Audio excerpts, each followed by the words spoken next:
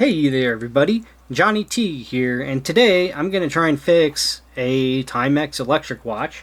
I have never gotten one of these to work before, like ever. If this one runs, I'm going to be so happy. It's never happened in the history of me trying to fix these, and I've tried to fix, like, I want to say 7 of them, something like that, maybe a dozen, I don't know. But yeah, they never seem to work for me, and it would make me so happy if I actually fix one of these, because then I could actually tell myself like I'm doing it right finally. Because I don't know, I could be screwing it up for all I know. But I've asked people who have watched me on YouTube try to fix one of these before, and I don't know. I don't think the comments were super constructive. No, that's not true. They are. I just have to do more. I just have to do more work to get them running, I think, is what they were suggesting, and I just haven't gotten around to doing that, I don't think. But I've got every one of these that I've ever tried to fix. They're in a box somewhere. That's right. Yeah. No, I'm just an idiot. Sorry, everybody. Anyways, so I'm gonna try and fix this. It'd be so awesome if I could fix this. These Timex electric watches usually have a day and a date. They are from, I want to say, what, the 70s or something? I don't know. They look really old school though. Late 70s, early 80s perhaps. The dial on this one is made in England. Yeah, that's interesting. And then it's also got some numbers down there which look really good on camera. I think that says T7950 and then 267B perhaps. I could double check that with the loop. Well, I don't think I will at this point. Cushion case. The crown on this is actually not bad. It's very stiff though, but that means I would say the gasket's probably just deteriorating in this. But that's actually a decent sized little crown that you could actually get your fingers on, which is a lot nicer than what Timex is used to doing, which is sticking a small crown on the watch like this, which is really hard to actually move. So that's nice. This is probably like a 37 millimeter case size, maybe 38. That's awesome. And yeah, just the hands are really cool. They have a channel. There's like this black lacquer or something in the channel. I don't think these are loomed. And then all of the applied indices are also have this kind of channel in them. And then you have your seconds indicators just that are painted on the dial. It looks like the dial is it's convex, kind of like this really cool convex crystal. I mean, there's a reason why people collect these. They're awesome looking watches. Like, this is a beautiful example from its time. Like, I love the way these look. I just wish that they would work. This bracelet's not original. I'm going to take it off completely. I really don't like this bracelet on this watch. I'm going to put a leather band on it. I probably am going to actually put like one of these black leather bands, these Chinese leather bands on it that I get from AliExpress. This one might be brown. I'm not sure. But I would love to have a leather band on this if I get it working. If I don't get it working, I'm gonna let it dry off because I just used some alcohol, and I'm going to eventually just put it in a Ziploc bag and put it away with the rest of my non-working vintage watches and do something with them someday. Learn how to actually fix them. That would be cool if I get the time. But we can see how dirty this watch is. I just used an alcohol wipe on the front, and I got a bunch of dirt and grime and DNA off it. I think I'm going to take the case back off first before I remove this lug, because I could use this the lug as leverage, or the spring bar and this bracelet as leverage to pop this case back off. So I think I'm going to do that first and then remove the bracelet. But somebody wore this watch, which is really cool. It looks like this was zinc plated. What is it, brass perhaps? I don't know. I always forget what alloys were used back then. But it looks like the case is also plated. You could see that the plating is starting to wear. But this example is actually really nice. If that's the case, it's in very good condition. I've seen them where they're completely pitted and just an entirely different color before. So this all looks pretty darn good to me. Let's get this bracelet off. The bracelet, you know, it actually looks like it's used.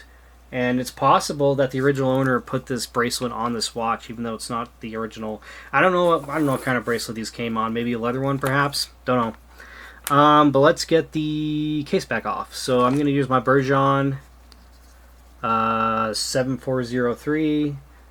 This tool seems to be my trusty little case back opener. It seems to do the job in most scenarios.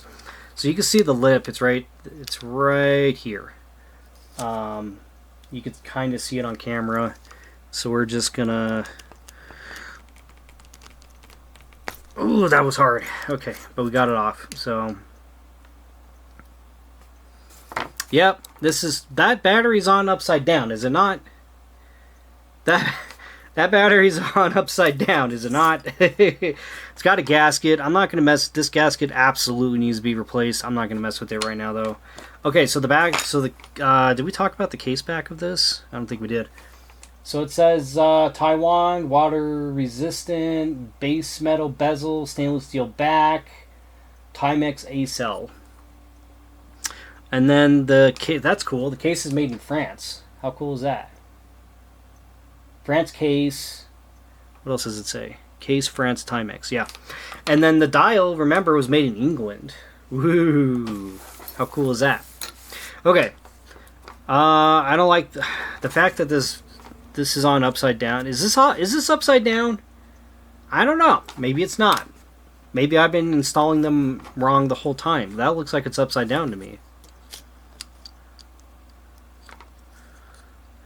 Is that how they're installed?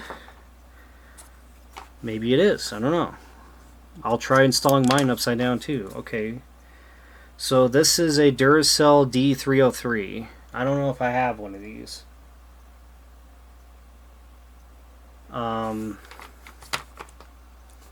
don't have, so this case comes off if I recall. Like you could take this little metal case off carefully. Yeah. Yeah. Just pops right off. So there you go. There's your movement.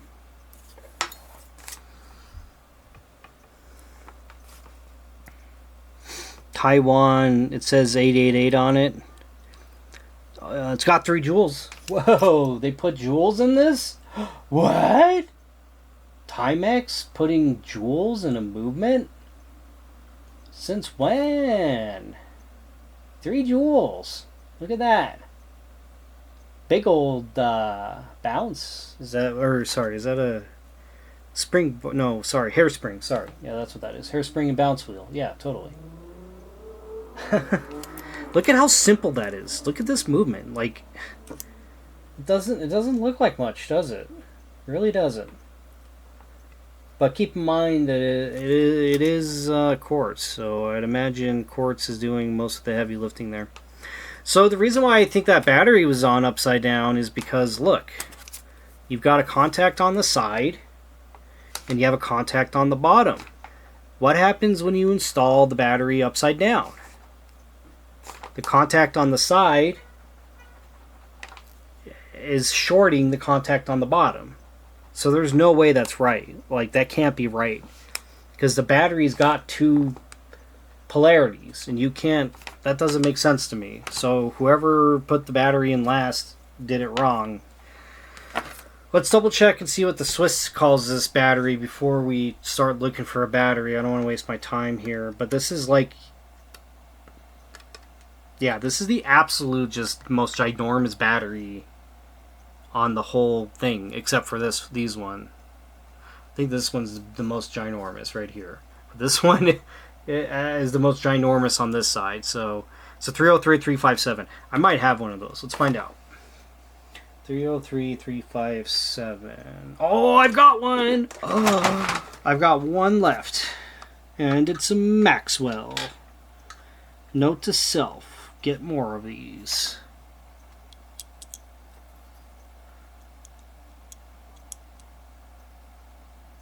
Yeah, I'm not seeing anything. Nothing's happening. Yeah, this is what happens every time I try to fix one of these. Quite literally. Like, I don't see anything. Let's get a finger caught on and try and mess with this wheel a little bit and see if we can't get this thing to run. Whoa. Oh, okay, cool.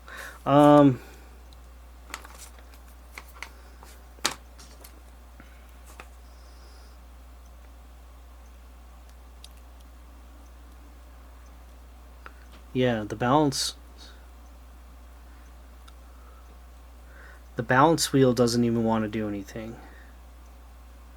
I'm not going to touch the hairspring, but you'd figure it would try to work. It'll try to run a little bit. Alright, I'll flip the battery over like it was. Yeah, that's not doing anything either. This is every one of these I've tried to replace the battery and does this. So what am I doing wrong, everyone?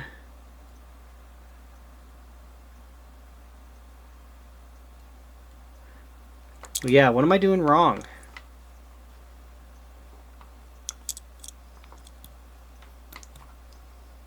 Maybe I need to watch a video of somebody actually fixing one of these, because this is driving me insane. None of them work. The balance wheel doesn't want to do anything. So if I'll put that back on. I mean, it's possible my battery's dead. I doubt it, though. Do I have a digital multimeter up here? I do. I could test my battery and double check. But how funny would that be if the battery's dead? Let's double check. Let's see. Take a look. Let's get the multimeter out. I've got a Fluke. Flukes are good. I hear Fluke is a really good. I got a Fluke 77 right here.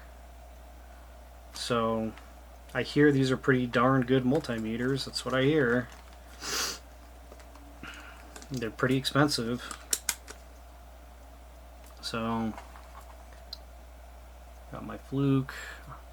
I'm gonna put the Fluke down right here, and I'm going to test my battery.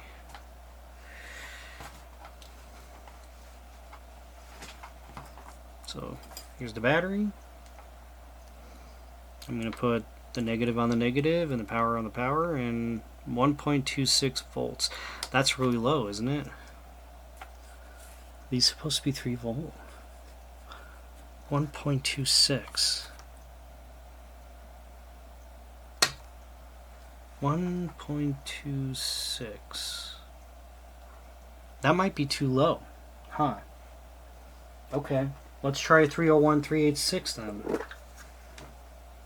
It's a slightly smaller battery.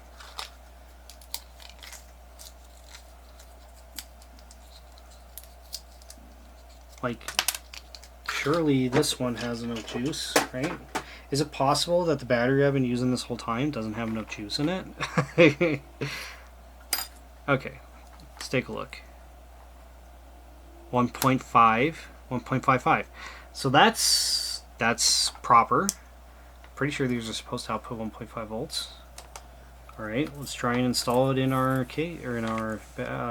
watch. This is the wrong height, but it should be the right. Yeah, see, nothing's happening.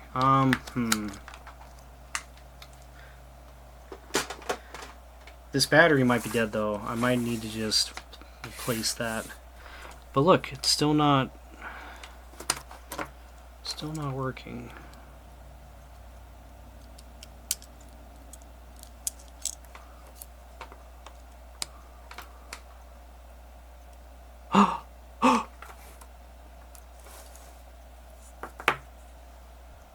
No way.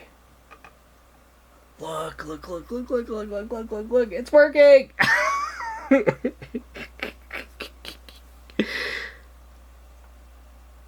I've never seen one of these run. Wow. Okay. The battery I've been using this entire time has been too dead, it turns out. Wow. And yes, that the battery was upside down that I pulled out. But look, it won't run now. I have to kickstart it. I have to kickstart the balance wheel in order for it to start running. So, I'd imagine that the lubricants are dry, obviously.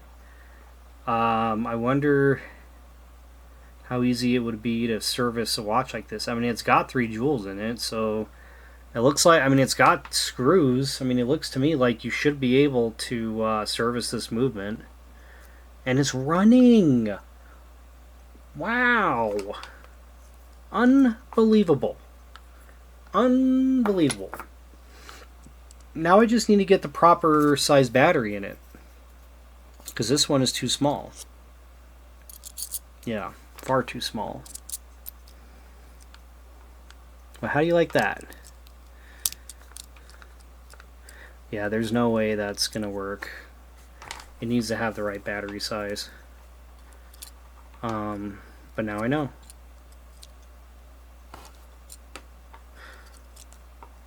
Well, now I just need to get this battery out. There we go. Okay, mystery solved. I'm just stupid. Yeah, sometimes you just shouldn't trust your batteries, everybody. I don't know. I could have sworn that was that battery had juice in it. I could have sworn I've tested it before, but maybe I didn't. All right, there we go.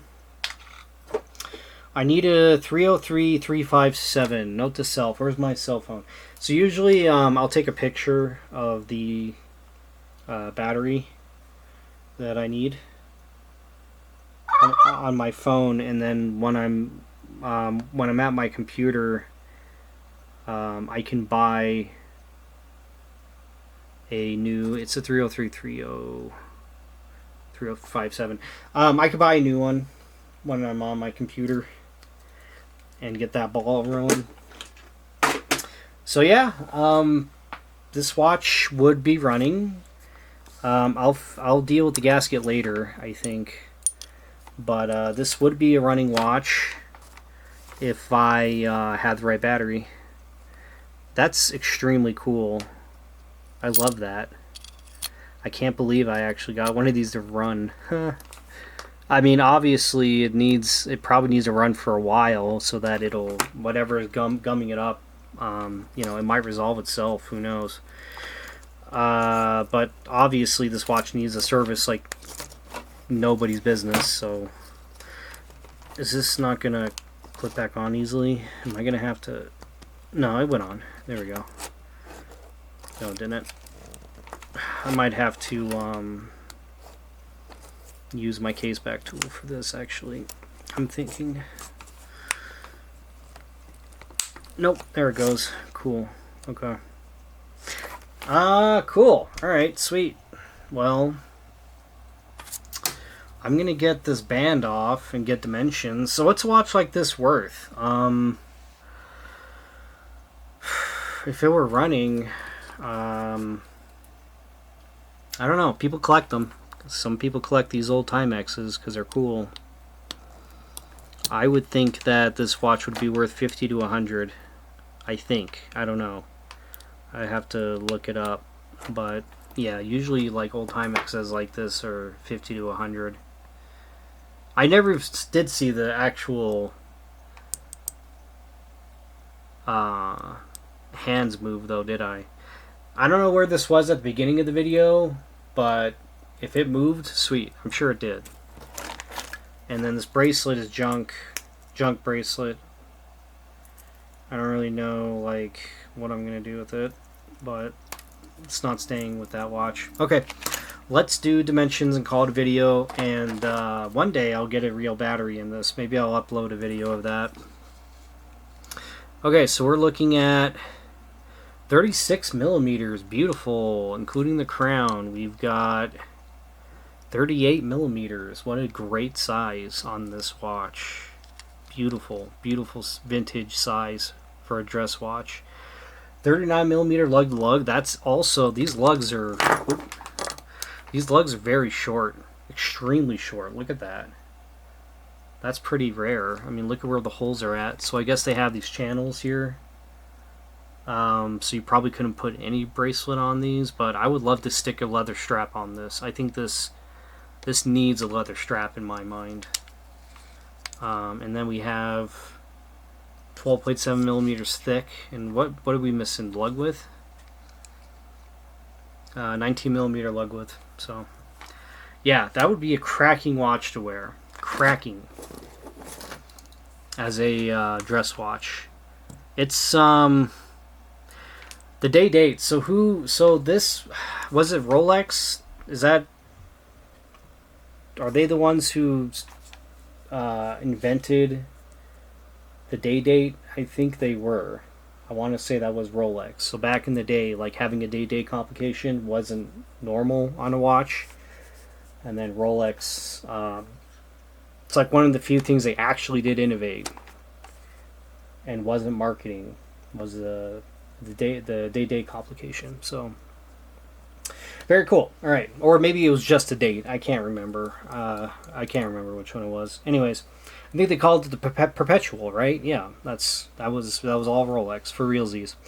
Okay, well, thanks so much for watching, everybody. If I helped you fix your Timex Electric, definitely like and subscribe. I'd really appreciate that.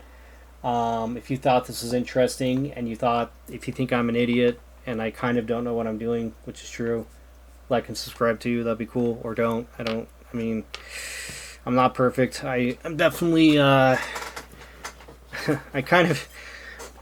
do things as I go, obviously, so I learn as I go. There you go. Okay, well, thanks everybody. See you all in the next one. Take it easy.